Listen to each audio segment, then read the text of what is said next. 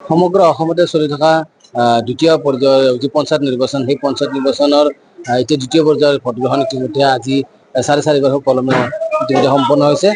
মই বৰ্তমান উপস্থিত আছো নলবাৰীৰ গৰ্জন উচ্চতৰ মাধ্যমিক বিদ্যালয়ত যি ৰান্ধনী শাল স্থাপন কৰা হৈছে তাত মই বৰ্তমান উপস্থিত আছো আৰু তাত আপোনালোকে দেখিবলৈ পাইছে ইয়াত প্ৰায় 23টাতকৈ অধিক চোলা ইতিমধ্যে ইয়াত ব্যৱহাৰ কৰা হৈছে। মই মোৰ সহযোগ অকণমান দেখুৱাবলৈ অনুৰোধ জনাইছো যে আপোনালোকে দেখিব পাইছে যি ইয়াত গৰ্জন খেলপথাৰৰ কাষতে যি ৰান্ধনী শালৰ ব্যৱস্থা কৰা হৈছে তাত ইতিমধ্যে পাহাৰ সদৃশ ইতিমধ্যে ভাত প্ৰস্তুত কৰি থকা দেখা গৈছে। 23টাকৈ চোলাত বিভিন্ন ইতিমধ্যে ব্যঞ্জন প্ৰস্তুত কৰা হৈছে, দালি চব্জি বিভিন্ন ধৰণৰ ব্যঞ্জন ইয়াত প্ৰস্তুত কৰি থকা হৈছে আৰু ইতিমধ্যে বিভিন্ন কৰ্মচাৰী ইয়াত নিয়োজিত হৈছে।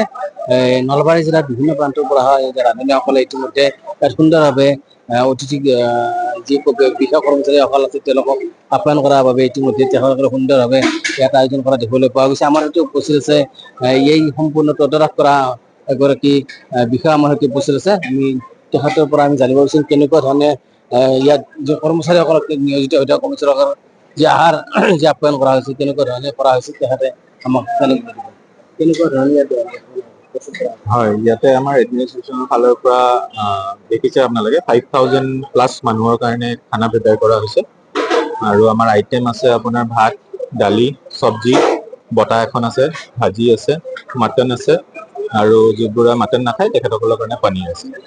তো এইখিনি আমাৰ প্ৰিপেয়াৰ কৰা হৈছে, 3 দিনৰ পৰা চলি আছে আমাৰ 5000 ওপৰত প্লাছ, হয় 5000 মানুহৰ ওপৰত। নাই, একো কমপ্লেইন নাই, চবে ভালে পাইছে। আমি সুধি আছো চবকে কেনেকুৱা পাইছে তেখেতসকলে, চবে ভাল পোৱা বুলি কৈছে। আমি তেখেতক ধন্যবাদ জনাইছো আৰু আমি আপোনাক দেখুৱাব বিচাৰিম যে ইতিমধ্যে ইয়াত বিভিন্ন ধৰণৰ ইতিমধ্যে ইয়াত ব্যঞ্জন প্ৰস্তুত কৰা হৈছে। তেখেতে বিষয়াগৰাকীয়ে জানিবলৈ দিছে ভাত, দালি, চব্জি আদি কৰি ইয়াত মাংসৰ ব্যৱস্থা কৰা হৈছে, মাংস নাখালে পনীৰৰ ব্যৱস্থা কৰা হৈছে। ইতিমধ্যে 23টাকৈ চোলাত ইতিমধ্যে সুন্দৰভাৱে ৰন্ধন প্ৰকৰণ চলি আছে আৰু বিভিন্ন যি দায়িত্বত নিয়োজিত যি প্ৰিজাইডিং বিষয়াসকল আছে, পুলিং বিষয়াসকল আছে, তেখেতসকলে আহি ইতিমধ্যে ইয়াত বিভিন্ন তেখেতসকল বেলেগ বাকচসমূহ জমা দিছে আৰু এই গৰ্জন পথাৰৰ কাষতে স্থাপন কৰা যি ৰান্ধনী শাল, সেই ৰান্ধনী শাল বা ভোজনালয় যি সেই ভোজনালয়ত তেখেতসকলে আহাৰ গ্ৰহণ কৰি থকা দেখিবলৈ পোৱা গৈছে আৰু আপোনালোকক